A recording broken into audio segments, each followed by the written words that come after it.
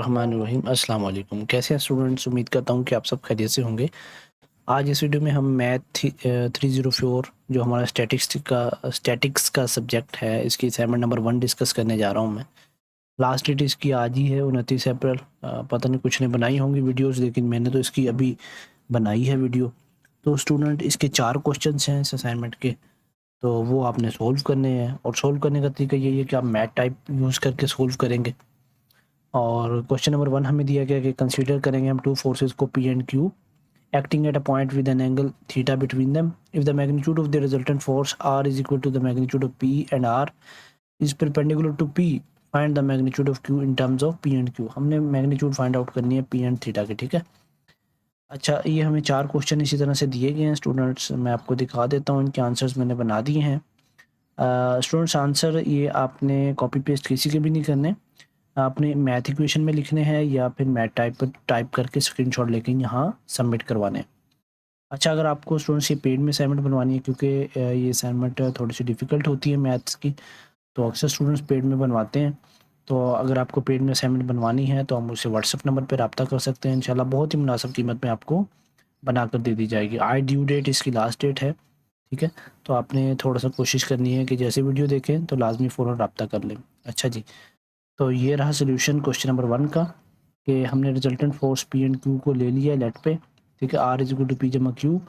पहले हम उनकी स्टेप 1 क्या करेंगे, यूज़ परपेंडिकुलर कंडीशन। स्टेप 2 में उनकी मैग्नीट्यूड कंडीशन को यूज़ करेंगे।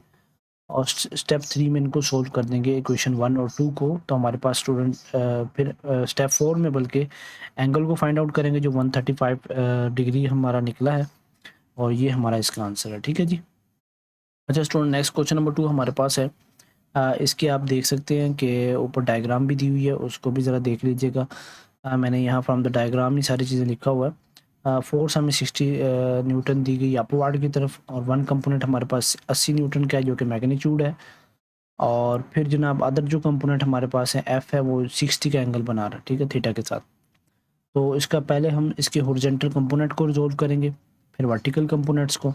हॉरिजॉन्टल जब किए तो ये आंसर निकला है, वर्टिकल किया तो हमारे पास 60 निकला है।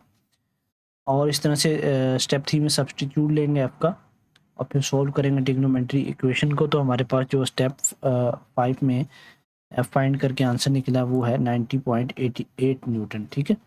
और थीटा हमारे पास 79.5 हमने पहले ही यहाँ मालूम कर लिया था, ठीक है जी। नेक्स्ट क्वेश्चन नंबर 3 हमारे पास है, ये थोड़ा सा ईजी है कि अगर 2 फोर्सेज हमारे पास हैं 10 न्यूटन और 25 न्यूटन के एक्ट करते हैं एंगल थीटा पे, तो हमने वैल्यू ऑफ थीटा मालूम करनी है जब परपेंडिकुलर फोर्सेस 10 न्यूटन फोर्स होगी उनकी, ठीक है।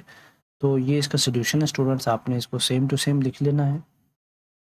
और अगर आपको पेड में ही सर्विस चाहिए या किसी और सब्जेक्ट की, मैथ की, CS की, किसी की भी सब्जेक्ट की आपको असाइनमेंट चाहिए, तो आप मुझसे व्हाट्सएप नंबर पे रब्ता कर सकते हैं, ठीक है जी। तो ये लें स्टूडेंट, इसका हमारे पास फाइनल आंसर आ गया। R equal to 35 newton, theta हमारे पास 81.8 डिग्री का बना है फ्रॉम पॉजिटिव एक्स एक्सिस में से। ये हमारे पास स्टूडेंट 4 क्वेश्चंस थे जिनका मैंने आंसर आपको पढ़ के सुना दिए हैं। और मैथ की ये क्या कहते हैं असाइनमेंट है, तो अपने इंसर्ट के ऑप्शन में जाना है, तो कोई भी मैथमेटिकल वैल्यू लिखनी है तो यहाँ जाके इक्वेशन में जाके लिखनी है, ठीक है। यहाँ आप कोई भी सिंबल यूज़ कर सकते हैं, जो आपको कॉस का चाहिए, जो भी चाहिए सब कुछ यहाँ आपको मिल जाएगा, ठीक है जी। पेड में असाइनमेंट बनवाने के लिए व्हाट्सएप नंबर स्क्रीन पे आपको शो हो रहा है, आप उस पर रब्ता कर लें। वीडियो देखने का शुक्रिया, जज़ाकल्लाहु खैर।